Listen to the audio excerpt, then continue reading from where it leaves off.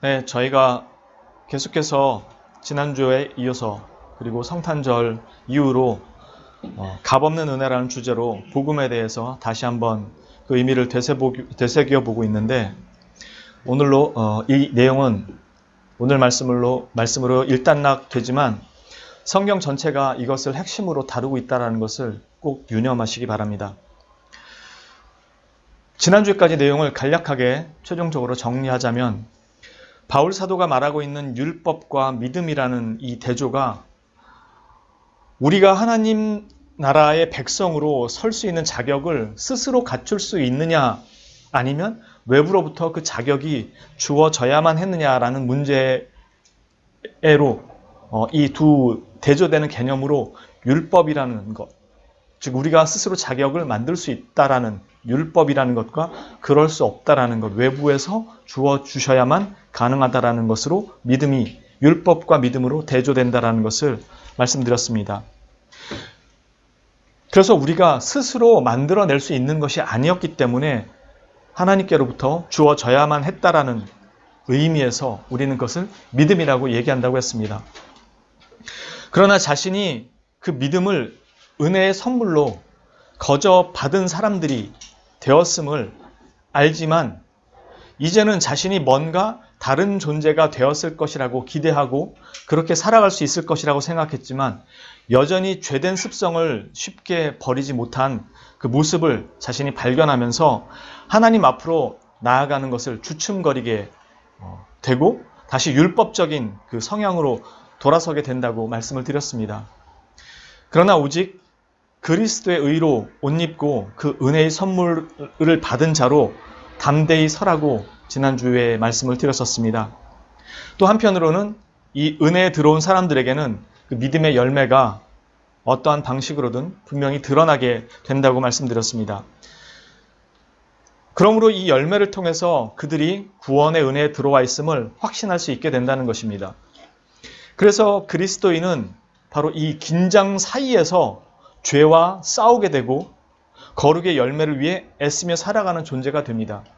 즉 죄된 본성으로 인해서 자신이 실패하는 모습을 자주 발견하게 되고 한편으로는 거룩의 열매를 소망하는 그 긴장 속에서 살아가게 되는 것입니다. 그러나 자칫하면 이런 열매가 없음에 대해서 자신에 대해서 절망적으로 어떤 사람은 구원에 대해서 의심을 할 수도 있고 어떤 사람은 확신이 약화될 수도 있습니다. 그러나 그것은 초점을 잘못된 곳에 맞추고 있기 때문에 그런 것입니다. 청교도 신학의 황태자라고 불리는 존 오웬의 책 중에 아주 유명한 몇 가지 책이 있는데 특히 인간의 죄에 대한 대표적인 책 두 가지가 있는데 그 책의 제목이 다음과 같습니다. 하나는 신자 안에 내재하는 죄입니다. 비신자가 아니라 신자 안에 내재하는 죄입니다. 또 하나는 이 속편과도 같은 책의 제목으로 죄와 은혜의 지배라는 책입니다. 바로 죄의 치유책은 다름이 아닌 은혜라는 것입니다. 이것이 복음의 핵심입니다. 이것을 한 문장으로 표현한다면 성도는 구원 이전이나 이후나 오직 모두 다 은혜로 산다는 것입니다. 오늘은 이 은혜로 구원을 얻은 자가 성도의 삶으로 주님께 반응하고자 할 때 가장 우선해야 하는 것이 무엇인지를 살펴보고자 합니다. 바로 우리가 흔히 말하는 열매에 관한 것입니다. 먼저 성경이 말하고 있는 열매를 알아봐야겠죠. 이 문제를 다루는 이유는 안 믿는 사람이 아니라 믿는 사람들이 여기에서 많이 실족하기 때문입니다. 우리가 갈라디아서 지난주에 말씀도 보았던 것처럼 너희가 믿음으로 시작했다가 왜 율법으로 돌아가느냐라고 했을 때 이 사람들이 돌아간 이유는 자기 안에서 내가 구원의 은혜를 누린 자로서의 그 마땅한 열매가 드러나지 않는 것에 대해서 절망적이다 보니까 그 열매를 산출하기 위해서 거기로 돌아갔기 때문에 생긴 결과였습니다. 오늘 다루는 주제가 바로 이것입니다. 과연 우리는 내 안에서 열매가 없다라는 것에 대해서 어떻게 살펴봐야 하는 것인가? 자칫하면 이 열매가 없다라는 것, 아까 말씀드린 것처럼 분명히 어떠한 모습으로든 그 믿음의 열매가 우리 안에 맺혀진다는 사실에 대해서 내 안에 그 열매가 없다라는 것에 대해서 자꾸 좌절하고 절망하면서 옛 모습으로 돌아가고 그걸 억지로 만들어내기 위한 그 행위로 돌아가게 된다는 것입니다. 먼저 성경이 말하고 있는 신앙의 열매라는 것이 어떤 것인지 한번 살펴보도록 하죠. 이 열매의 의미를 찾기 위해서는 그것 때문에 그보다 먼저 구원의 이유와 목적에 대해서 먼저 살펴보는 게 필요하겠죠. 주의 깊게 봐야 할 것은 열매는 구원의 조건이 아니라 은혜의 결과며 그 사람이 은혜를 받은 증거라는 것입니다. 그것을 유념하시고 신앙의 열매가 무엇인지 저희 한번 살펴보도록 하겠습니다. 한두 장만 뒤에 넘기시면 에베소서가 나옵니다. 이 에베소서는 소위 말하는 교회에 보내는 그 서신인데 교회란 무엇인가 그리고 교회 안에 들어온 믿음의 사람의 그 삶이란 무엇인가를 가르쳐주는 것입니다. 오늘은 아주 넓게 한 번에 휙 살펴보도록 하겠습니다. 에베소서 1장 4절부터 보시면 이렇게 되어 있습니다. 곧 창세 전에 그리스도 안에서 우리를 택하사 우리로 사랑 안에서 그 앞에 거룩하고 흠이 없게 하시려고 그 기쁘신 뜻대로 우리를 예정하사 예수 그리스도로 말미암아 자기의 아들들이 되게 하셨으니 이는 그가 사랑하시는 자 안에서 우리에게 거저 주시는 바 그의 은혜의 영광을 찬송하게 하려는 것이라. 우리는 그리스도 안에서 그의 은혜의 풍성함을 따라 그의 피로 말미암아 속량 곧 죄사함을 받았느니라. 무슨 말이냐면요. 4절부터 다시 보면 곧 창세 전에 하나님의 계획이 있었다라는 것이고 그 하나님의 작정은 창세 전부터 있었다는 것입니다. 그리고 그리스도 안에서 우리를 택하사 구원을 어떻게 하시는가의 하나님의 방식입니다. 우리로 사랑 안에서 그 앞에 거룩하고 흠이 없게 하시려고 구원을 하시는 목적입니다. 즉 우리를 거룩하고 흠이 없는 사람으로 만드시고자 하셨다는 것입니다. 그 기쁘신 뜻대로 우리를 예정하사 하나님의 구원의 이유와 그 내용이 하나님 자신에게 있다는 것입니다. 기뻐하시는 그 뜻을 따라서 우리를 예정하셨다는 것입니다. 예수 그리스도로 말미암아 구원을 오직 예수 그리스도를 통해서 이루신다는 것입니다. 자기의 아들들이 되게 하셨으니 구원받은 자의 신분이 무엇으로 바뀌는 것을 보여줍니다. 이는 그가 사랑하시는 자 안에서 예수님을 말합니다. 즉 그 모든 것들이 그리스도 안에서 이루어지는 것이라는 것입니다. 우리에게 거저 주시는 바 우리가 할 것이 없다는 것입니다. 그의 은혜의 영광을 찬송하게 하려는 것이라.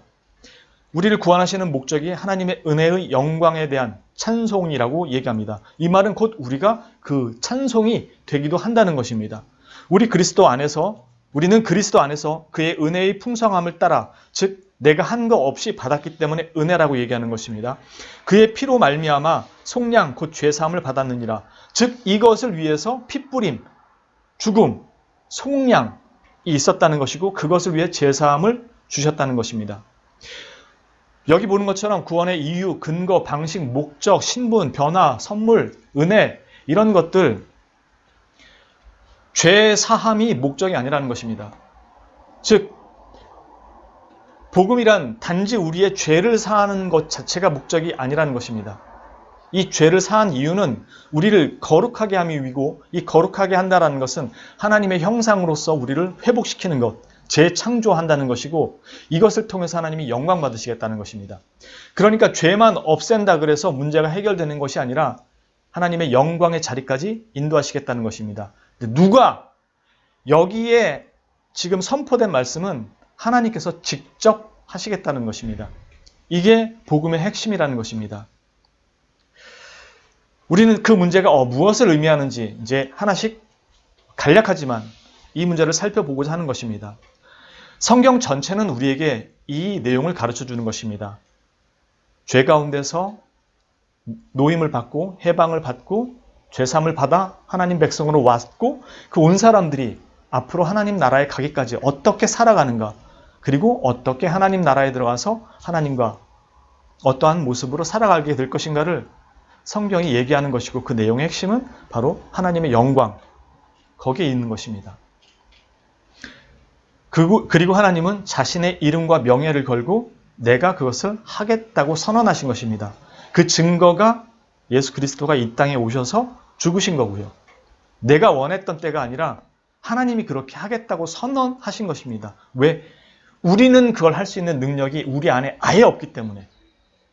이게 복음의 핵심입니다. 그런데 우리는 구원을 받은 다음에 내가 그거를 지켜가지 못한다는 것에 대해서 죄책감과 자책감에 주눅이 들어서 자꾸 주저앉는 것입니다. 성경의 선언은 이미 그걸 용서하셨다라는 건데 내가 못 믿고 있는 겁니다. 구원받는 순간 믿음으로 여기까지 온 것은 믿겠는데 그 다음은 못 믿고 있는 거예요. 지금 그 문제를 살펴보고자 하는 것입니다. 이렇게 선언된 에베소서의 시작은 2장 1절 넘어가면 이렇게 나옵니다. 그는 허물과 죄로 죽었던 너희를 살리셨도다. 즉 우리는 분명히 살아있는데 왜 죽었다고 하는가? 죄와 허물로 인해서 사망 가운데 놓여 있었기 때문이라는 것입니다. 그리고 우리는 살아났다고 합니다. 즉 우리는 분명히 다른 생명을 가지게 되었다는 것이죠. 그때 너희는 그 가운데서 행하여 이 세상 풍조를 따르고 공중의 권세 잡은 자를 따랐으니 곧 지금 불순종의 아들들 가운데 역사하는 영이라. 전에도 우리도 다 그 가운데서 우리 육체의 욕심을 따라 지내며 육체와 마음에 원하는 것을 하여 다른 이들과 같이 본질상 진노의 자녀이었더니 긍휼이 풍성하신 하나님이 우리를 사랑하신 그 큰 사랑을 인하여 허물로 죽은 우리를 그리스도와 함께 살리셨고 너희는 은혜로 구원을 받은 것이라. 즉 그리스도께서 우리와 자신을 묶어버리셨다는 것입니다. 그래서 그리스도와 함께 우리는 죽었고 이제는 죄에 대해서 그리스도와 함께 완전히 살아났는데 하나님에 대하여 살아났다고 합니다. 죄인이 어떻게 하나님에 설 수 있습니까? 그런데 하나님의 선언은 예수 그리스도와 연합된 너희는 이제 하나님 앞에 산자로 선다는 것입니다. 그것은 예수 그리스도와 묶여있기 때문에 예수 그리스도의 의로 완전히 옷 입혀진 존재이기 때문에 여전히 죄의 허물 속에서 우리가 허덕이지만 하나님 앞에서는 더 이상 죄인이 아니라는 것입니다. 그래서 구원은 은혜로 얻은 것이고 하나님이 너희에게 그 은혜를 선포하고 계시다는 것입니다. 여기에 우리는 자꾸 나는 하나님 앞에서 주눅이 들고 위축이 돼서 뒤로 물러서죠. 이게 불신이라는 것입니다. 계속해서 보겠습니다.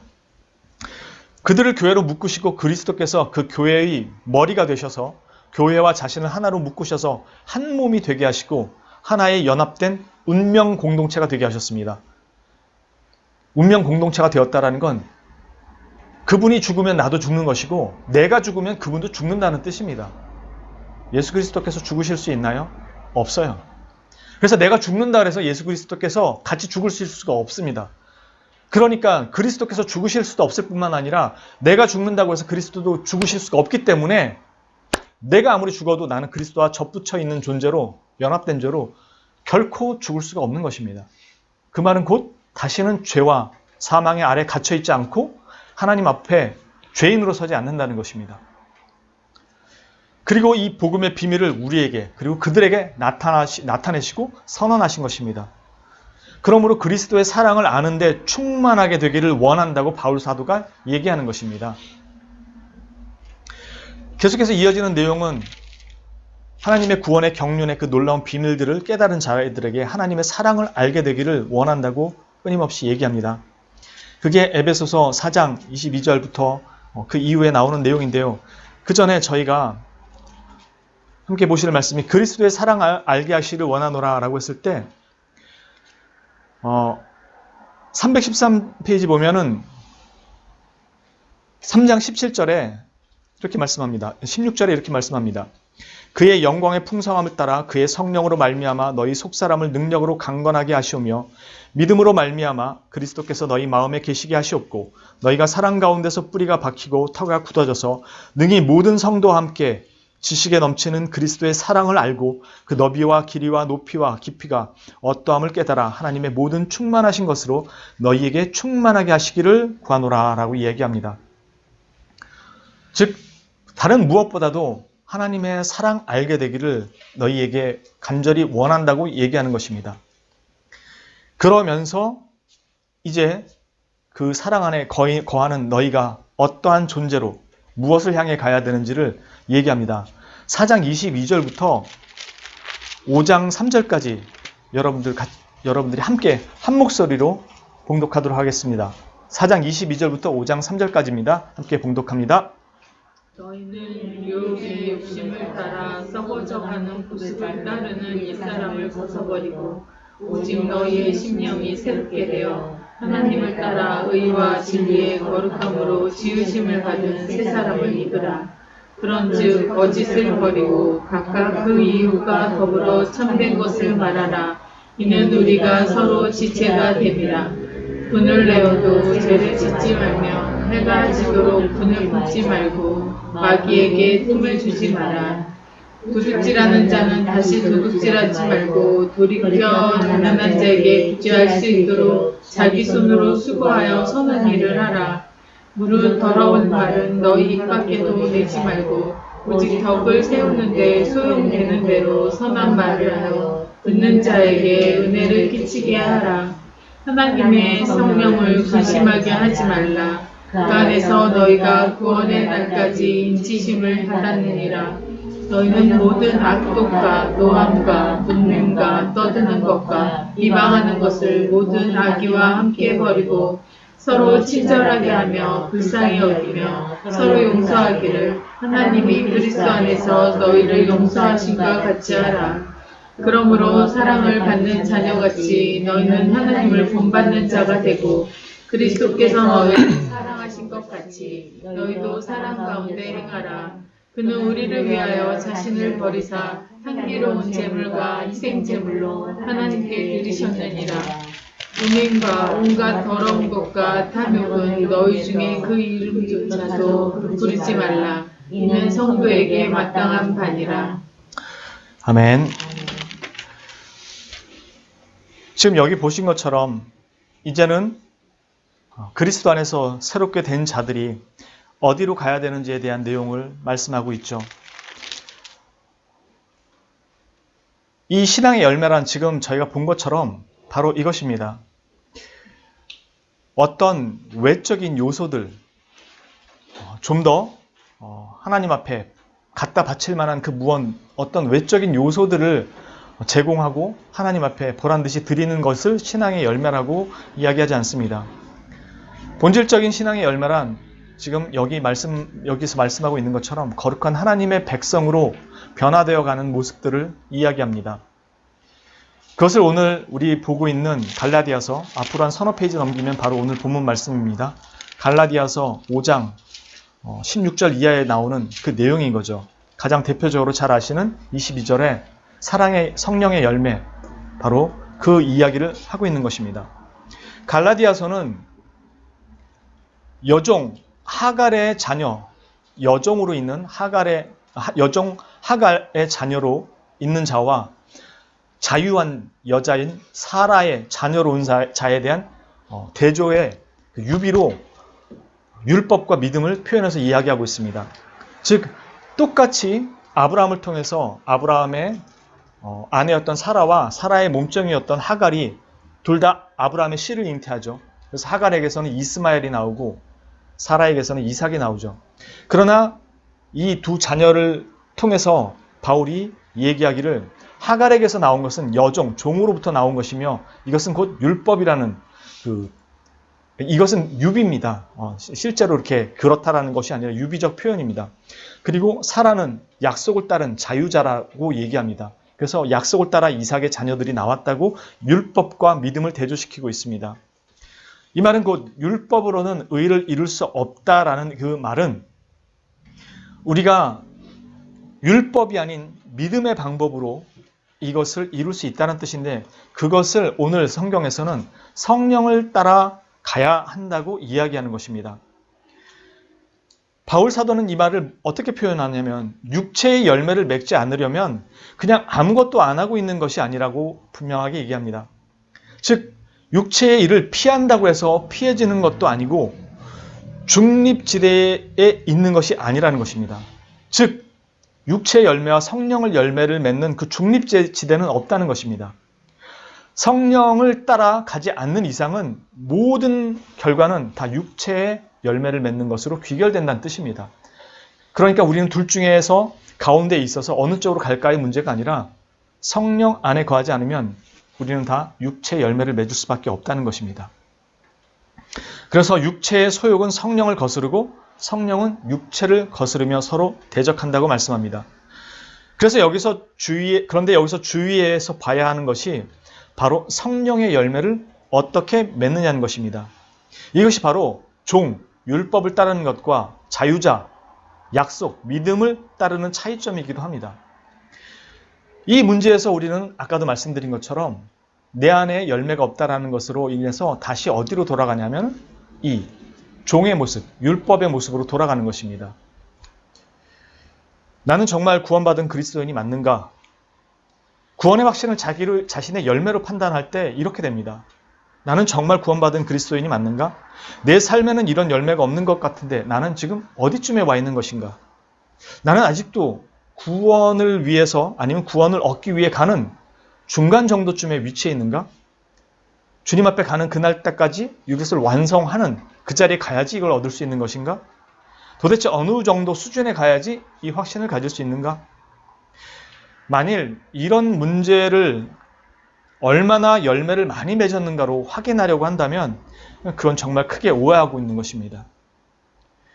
왜냐하면 열매는 구원의 조건이 아니라 은혜의 결과이며 증거이기 때문에 그렇습니다.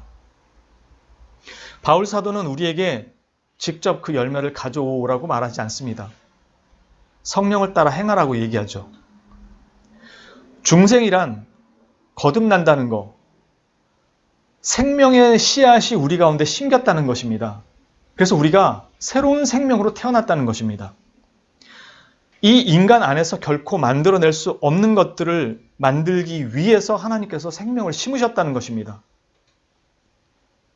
이제는 인간의 이 육의 생명이 아닌 하나님의 영의 생명으로 살아가는 존재가 되었다는 것입니다.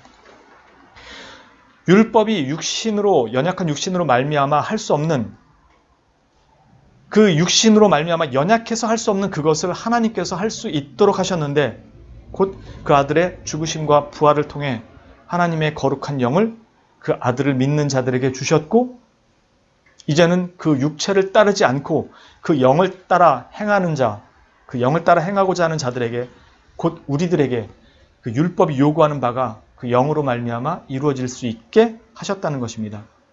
그래서 하나님의 영으로 인도함을 받는 사람들은 곧 하나님의 아들, 하나님의 사람이라고 이야기하는 것입니다. 그러나 자신의 구원의 확신을 자신이 맺은 열매를 통해서만 확인하려고 하는 시도는 언제나 실패합니다. 그는 다시금 율법의 멍에를 쥐고 그 아래서 자신의 열매를 확인하려고 하기 때문입니다. 즉 믿음은 가졌으나 그 결과물은 율법 아래에서 산출하려고 했던 것과 마찬가지라는 뜻입니다. 그러나 이 믿음은 사실 온전한 믿음이 아닌 셈이죠. 그러니까 그는 자신의 믿음을 행위로 확인하려고 하는 거죠. 이렇게 되면 자신이 가진 믿음과 행위가 이원화돼서 분리되어지게 됩니다. 믿음은 하나님에 대해서 가지는데 그 믿음의 열매는 내가 은혜로 보답해서 만들어서 바쳐야 된다고 생각하는 것과 같습니다. 그렇게 이 열매는 언제나 실패하게 됩니다. 우리가 가지는 믿음, 이렇게 이원화되지 않습니다. 하나님을 믿고 이 자리에 넘어올 때는 믿음으로 넘어왔는데 앞으로 가는 자리에서는 내가 열매를 계속 산출해내서 갖다 바쳐야 할 것으로 생각을 한다면 우리는 이 뒷부분에서 잘못된 생각을 가지고 있는 것입니다. 아까도 말씀드렸지만 우리는 처음부터 끝까지 하나님의 은혜 없이는 갈 수가 없습니다. 혹여 그 열매를 맺었다고 해도 그가 맺은 열매는 실제로 하나님 나라 상표가 찍혀있는 열매가 아닐 가망성이 아주 높습니다. 밭은 빌려서 심었을지 몰라도 물과 자양분은 하나님께로부터 받은 것이 아니기 때문입니다. 심는 건 각자일지라도 자라게 하는 분은 하나님이십니다. 하나님의 양분이 없으면 올바로 하나님의 열매를 맺을 수가 없습니다. 언젠가 누가 그러더라고요.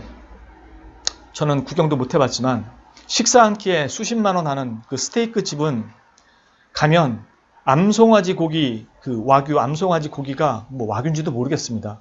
가장 좋은 부위를 원산지부터 시작해서 엄마 아빠가 어떤 소였고 뭘 먹고 자랐고에 대한 모든 그 족보에 관련된 거를 그 음식과 함께 제공한다고 합니다.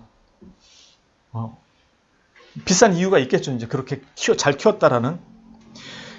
그리스도인들은 하나님의 족보에 든 사람들이고 그 가계를 따라서 모든 양육을 받는 자들입니다. 그러니 그가 하나님을 따라서 그 열매를 맺지 않고 자신이 독자적으로 수고하고 애써서 열매를 맺었다면 그는 소위 말하는 생산자 주문 방식으로 생산됐을 뿐이지 실제로 본토에서 본토 기술로 생산되거나 만들어진 게 아니라는 것이죠. 그러니 온전한 하나님의 가계에 속한 족보를 가진 오리지널 열매라고 할 수가 없는 진정한 오리지널 상품이라고 할 수가 없죠. 그냥 기껏해야 OEM 상품인 거죠. 오늘날 말하는 것처럼 본사는 미국에 있는데 다른 동남아나 다른 나라에 주문을 주고 생산한 것에 불과한 것이죠. 괜히 사람들이 본토에서 생산된 오리지널을 더 비싸게 주고 찾는 게 아니겠죠. 하나님 나라에는 OEM이라는 게 없습니다. 오직 단 하나 오리지널만 있습니다. 그 열매의 주체는 오직 성령님이시니까요. 내 안에서 일하시는 성령님이 아닌 내가 독자적인 산출 자체가 불가능하고 산출했다 그래도 그것은 오리지널이 아닌 셈이 되는 거죠. 그것을 얘기하는 게 바로 포도나무 비유, 요한복음 15장 5절 이하의 말씀입니다. 나는 포도나무요, 너희는 가지라. 그가 내 안에, 내가 그 안에 거하면 사람이 열매를 많이 맺나니 나를 떠나서는 너희가 아무것도 할 수 없습니다. 수십 수백만 원짜리 송아지, 암송아지 그 고기보다 더 탁월한 존재가 감히 비교할 수 없는 존재가 그리스도인이죠. 이 존재는 이 땅에서의 고급 자양분을 먹고 자라지 않습니다. 이 땅에는 영원한 생명이 없으니까요. 영원한 생명을 줄 수 없는 양분을 어디서 얻겠습니까? 그건 땅의 생명이고 유한한 생명이고 육적인 생명이죠. 그리스도는 생명의 근원 되시는 그리스도께로부터 그 생명을 공급받기 때문에 참 포도나무 되시는 예수 그리스도께 접붙어 있지 않는 이상 그 영원한 생명을 공급받을 수 없는 거죠. 또 그래야만 그는 참 포도나무의 열매를 맺을 수 있게 되는 것이고요. 성령을 따라 행하라는 말씀은 곧 그리스도 안에 접붙어 있으라는 말씀입니다. 그리스도 안에 거하라는 의미입니다. 이 말씀은 어떤 행위, 결과물에 초점을 두고 있는 것이 아닙니다. 열매 자체에 초점을 두지 말고 성령을 따라, 달리 말하면 그리스도 안에 거하라. 하나님에 대한 절대적인 신뢰 속에서 그분에 대한 사랑과 그분과의 관계부터 바로 세우라는 것입니다. 이미 지난 시간에도 보았고 앞에서도 보았듯이 육신을 따르지 않고 그 영을 따라 행하는 우리에게 그 율법의 요구가 이루어지게 하시려고 성령을 주셨다고 말씀합니다. 예레미야 선지자도 에스겔 선지자도 동일한 그 말을 했었죠. 내 영을 너희 속에 두고 너희로 내 율례를 행하게 하겠다고 말이죠.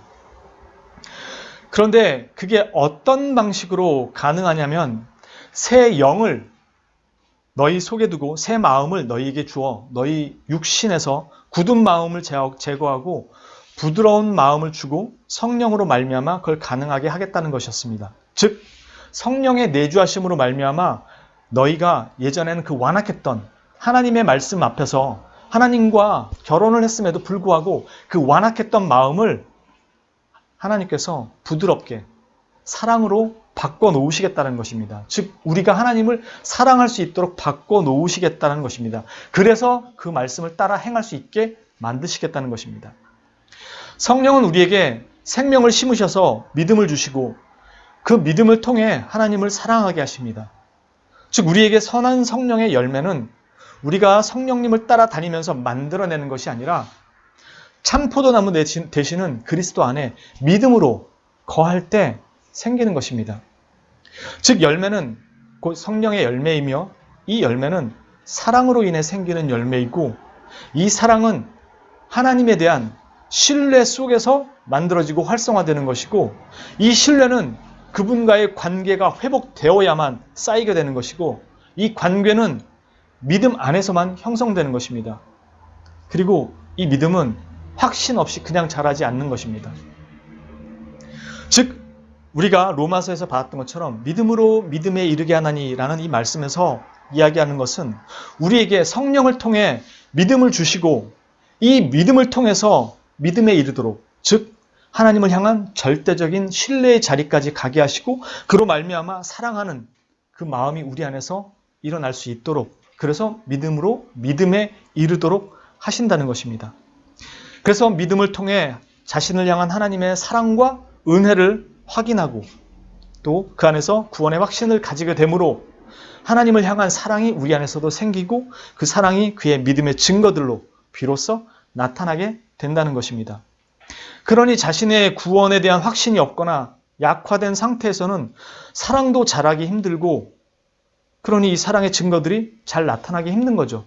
확신이 연약한데, 이 확신이 연약하면 하나님에 대한 사랑도 흔들릴 수밖에 없고 기쁨도 주저앉을 수밖에 없게 되니까요. 그런데 이 사랑을 회복하기 위해서 믿음과 확신을 강화시키는 그 일이 없는 상태에서, 그걸 하지 않은 상태에서 억지로 선행의 열매들을 맺어보겠다는 그 행위는 전혀 자신에게 유익이 없게 됩니다. 더 힘들어지고 더 자신을 죄 가운데 옥매게 되고 죄책감과 좌절감 속에 몰아넣게 됩니다. 이 회복이 없이 열매만 산출하려고 하는 것이니까요. 그래서 바울은 고린도전서 13장, 이 사랑장이라고 부르는 곳에서 자신이 방언을 하고 모든 은사를 다 가졌어도 사랑이 없으면 아무것도 아니라고, nothing이라고 이야기합니다. 또한 이 억지스러운 율법적 행위의 열매를 맺는 것으로 자신이 구원을 받았고 하나님의 뜻을 잘 따르고 있다고 확신하고자 한다면 그는 무거운 멍에를 다시 스스로 지고 주님의 뜻을 따르는 것과 같다고 말합니다. 어리석은 짓입니다. 그것은 조금도 그의 짐을 가볍게 하지 못하며 믿음을 강화시켜주지도 못합니다. 자기 의만 강화시켜줄 뿐이죠. 그래서 우리의 믿음의 선진들도 이런 고민을 하는 성도에게 열매가 없으면 억지로라도 만들려고 노력하라고 강제하지 않았습니다. 그건 올바른 치유책이 아니기 때문입니다. 이것이 없는 자들에게 유일한 치유책은 바로 은혜, 바로 그리스도만이 해답입니다. 우리는 이 은혜로 돌아가지 않고 자꾸 열매를 산출하려고 돌아간다는 것입니다. 그래서 자신이 그리스도인으로서 그 증거를 올바로 확인하고 확보하고 싶다면 그것은 다른 것이 아닌 자신의 구원의 확신을 다시 그리스도 안에서부터 분명하게 확립시켜 나가고 다시 세우는 것부터 먼저 하는 것입니다. 그것은 바로 은혜의 자리로 돌아오는 것입니다. 자신은 오직 그리스도의 의의 선물을 거저 받았고 이 자리에 있게 되었다는 것과 이 선물은 결코 다시 거두어 가시지도 않으며 내게 영원히 주신 것이라는 것을 믿는 그 확신의 자리에 서는 것입니다. 내가 다시금 하나님 앞에 서려 할 때 나에게서 하나님의 말씀을 따라 맺혀지는 열매가 없다고 좌절하고 주저앉을 때 우리에게 필요한 것은 그 열매가 아니라 바로 우리의 죄를 사하시고 긍휼을 베푸신 하나님의 은혜를, 그리스도를 다시 바라보는 것입니다. 주님이 우리의 죄를 사하셨을 때 우리가 지난주에 살펴본 것처럼 천사들이나 권세자들이나 생명이나 사망이나 현재일이나 장래일이나 높음이나 기쁨이나 그 어떤 피조물도, 그 어떤 것도 과거, 현재, 미래에 우리의 모든 허물을 덮으신 하나님의 사랑에서 끊어낼 수 있는 것이 없습니다. 그런데 왜 자꾸 자기가 하나님 앞에서 나는 아니라고, 나는 사랑받을 자격이 없다고 계속 자기 자신을 그렇게 정죄합니까? 우리는 예수 그리스도의 의로 옷을 입었을지라도 우리는 여전히 죄인입니다. 하나님 앞에 의롭다고 선언을 받은 존재이지 우리가 실제로 의롭게 다 변한 게 아니에요. 우리는 여전히 죄인입니다. 그래서 이 의의 선언을 입고 하나님 앞에 서는 거지 우리의 행위를 가지고 서려고 하면 우리 넘어집니다. 우리는 예수님을 믿고 나서도 여전히 죄를 짓습니다. 여전히 반복된 죄를 거듭합니다. 우리는 그런 존재밖에 되지 않는다라는 것을 하나님 앞에 겸허히 예수 그리스도의 은혜로 서는 것입니다. 그래서 여러분들이 열매가 없고 하나님께서 말씀하신 나는 왜 이런 계명들을 지키지 못할까? 왜 이렇게 지키는 것이 힘들까라고 할 때 이것을 회복시키는 것은 노력과 수고가 아니라 1차적으로 하나님의 은혜를 다시 바라보는 것입니다. 그래서 정말로 나를 향한 그 구원의 확신이 단지 안 믿던 자리에서 믿는 자리로 온 것뿐만이 아니라 내가 성화되어가는 모든 과정까지 다 이미 하나님께서 은혜를 베푸시고 그것을 허물을 덮고 계시다는 것을 확인하는 것입니다. 확신을 다시 거듭 세우는 것입니다. 비로소 그것이 분명하게 세워질 때 우리 안에서 사랑이 자라나게 되는 거죠. 연애하고 사랑을 할 때 행위로서 자기의 사랑을 끌어내지 않습니다. 그 사람이 너무 좋아서 그 사람이 기뻐하는 일을 하고 싶어 하는 거죠. 사랑하는 마음이 생기기 때문에. 우리는 죄인입니다. 하나님을 결코 사랑하지 못해요. 그것을 위해서 성령님을 주셨습니다. 그러나 그 성령님이 우리 안에 거하신다 그래서 우리가 완전히 횟가닥 다 변해가지고 안 되던 모든 것들이 되지 않습니다.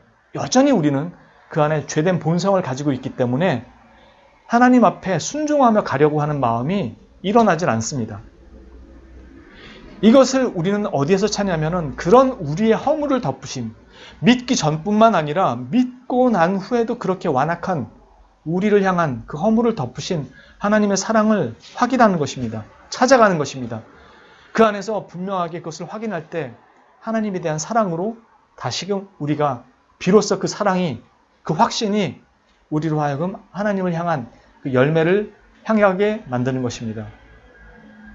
그것들이 바로 하나씩 맺혀져 가는 것이고 성령의 열매라고 부르게 되는 것입니다. 이 구원에 대한 믿음의 확신이 확고하게 서야 하나님을 향한 사랑도 참되게 일어나고 하나님 앞에 가식된 모습이 아닌 철저히 겸손하고 꾸미지 않은 모습으로 서게 됩니다. 그래야 자신이 하나님 앞에 뭘 할 수 있는 존재가 아니라 언제나 하나님의 은혜밖에는 구할 수밖에 없는 존재라는 것을 인정하고 깨닫게 되죠. 이렇게 하나님의 관계가 올바로 회복되어야 하나님을 향한 사랑의 징표들이 우리 안에서 자연스럽게 맺혀지는 것입니다. 올바로 회복된다는 게 거룩하게 선다는 게 아니라 내 자신이 철저하게 비워져 간다는 것입니다. 그래서 성화라고 얘기할 때는 거룩하게 날마다 한 걸음씩 올라가는 것이 아니라 내가 주를 위해서 뭔가를 할 수 있을 것이라고 생각했던 그 모든 것들이 부서져 나가는 것입니다. 아무것도 할 수 없다라는 자신의 모습을 확인해 나가고 그 확인해 나가는 절망감 속에 주저앉는 것이 아니라 그 비어가는, 절망적으로 비어가는 그 자리를 그리스도의 은혜가 채워하도록 변하는 것입니다. 그래서 성화는 내가 이렇게 하나님 앞에 가는 게 아니라 내가 점점 내 자신이 깎여져 나가고 비워져 가는 것이고 그 자리를 하나님의 은혜, 그리스도로 채워져 가면서 비로소 내 자신이 전적으로 하나님을 의존하는 자로 바뀌는 것, 이걸 성화라고 얘기하는 것입니다. 자꾸 성화의 열매 자체에 포인트를 두고 거기로 가려고 하면 우리는 방향을 잘못 잡고 있는 것입니다.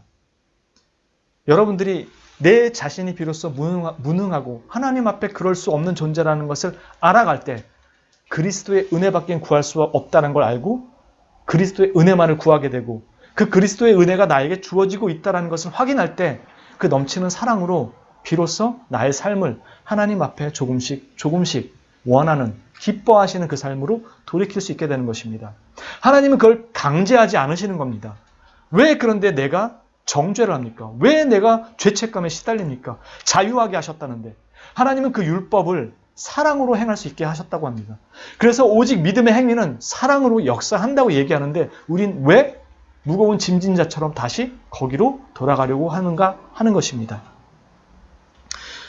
그 열매를 초점으로 하는 것이 아니라 믿음의 확신이 새롭게 정립되면서 자연스럽게 성령의 열매들이 우리 안에서 맺혀져 가는 거죠.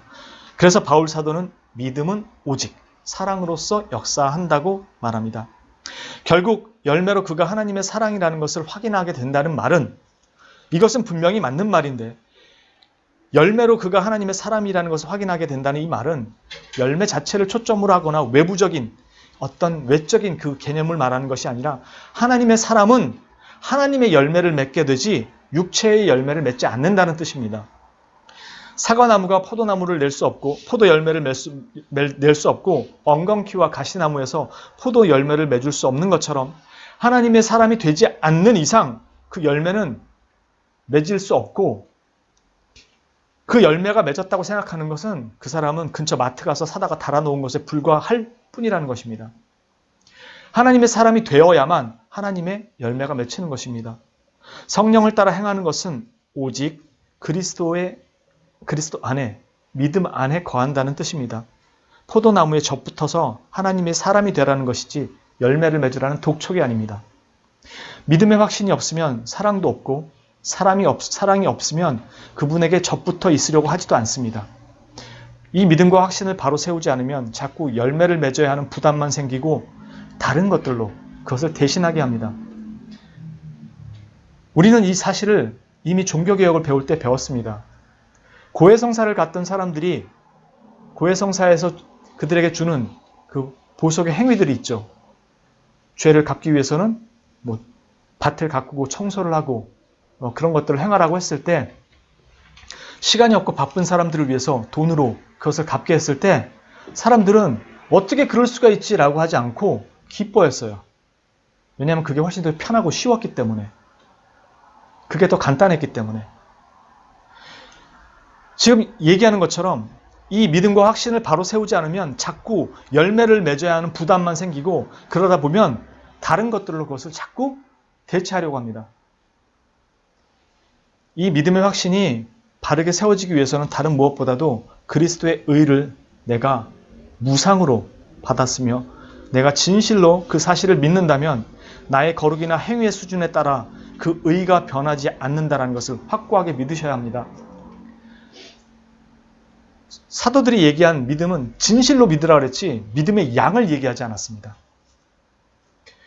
그리고 성령께서 여전히 연약한 죄인인 나를 위해서도 나의 확실하고 변함없는 증언자가 되어주겠다고 약속하셨고, 하나님은 그 사실을 자신의 이름, 명예를 걸고 우리에게 아들의 죽음과 부활로 확증해 주셨다고 합니다. 우리가 의로운 행동을 할 때가 아니라 연약하고 완악하여 순종하지 아니할 때에도 그 사실은 변함이 없다는 것에 대해서 믿음의 확신을 가지셔야만 합니다. 거언약교회 성도님들 모두 자신의 현 모습이나 처지의 좌절과 실망의 자리에서 속히 벗어나실 수 있기를 바랍니다. 주님은 결코 여러분들의 그 모습에 대해서 정죄하지 않으십니다. 정죄는 마귀가 하는 것이고 나는 마귀의 꼬임에 춤추고 있는 것입니다. 여러분은 이제 의와 진리의 거룩함으로 지은 새 사람을 입은 자로 살아가는 것이고, 또 그렇게 살기를 열망한다면 그 모습을 강제로 만들어내려 하기보다 여전히 연약한 나를 안으시고 보호하시고 기다리시며 싸매시고 덮으시는 하나님의 사랑과 긍휼을 먼저 확인하시고 또 그 확신에 거하실 수 있기를 바랍니다. 그렇게 믿음으로 포도나무에 거하며 접붙어 있을 때 비로소 우리에게 거룩한 사랑을 통한 열매들이 하나둘씩 매달리는 것을 볼 수 있게 됩니다. 그러나 동시에 이 믿음의 씨앗은 생명을 잉태하고 있는 것이기에 옛 모습 그대로 머물러 있지 않습니다. 거룩한 하나님의 형상을 따라 하나님의 백성의 모습으로 회복을 위한 치유의 역사가 새 생명 속에서 일어나기 때문입니다. 이 생명은 하늘의 생명이고 영원한 생명이니까요. 이제는 죄가 아닌 은혜가 우리를 지배하지만 여전히 죄 안에, 이 죄된 본성이 신자 안에서 그 힘을 발휘합니다. 그 힘은 강력합니다. 그러나 그럼에도 불구하고 또 죄가 여전히 활동하고 있기 때문에 우리는 늘 은혜로 치유를 받는 것입니다. 은혜의 결과물을 갖고 와서 치유를 받는 것이 아니라요. 하나님의 은혜를 불신하지 마십시오. 믿으세요. 변함없습니다. 그러나 신자는 아직은 준비가 안 됐다는 핑계나 안 해도 되지 않나는 회피, 다음부터 하지라는 나태와 싸우는 훈련의 자리에는 서야 합니다. 그것이 하나님이 기쁘게 여기신다는 것을 알고 있다면 그 일을 위해서 훈련의 자리는 서야 합니다. 열매 자체를 맺기 위한 싸움보다 하나님을 더 깊이 알고 믿으며 확신에 거하는 그 도전이 있어야 하고, 하나님의 사랑을 더 크게 경험하는 자리로 한 걸음씩 나아가야 하는 것입니다.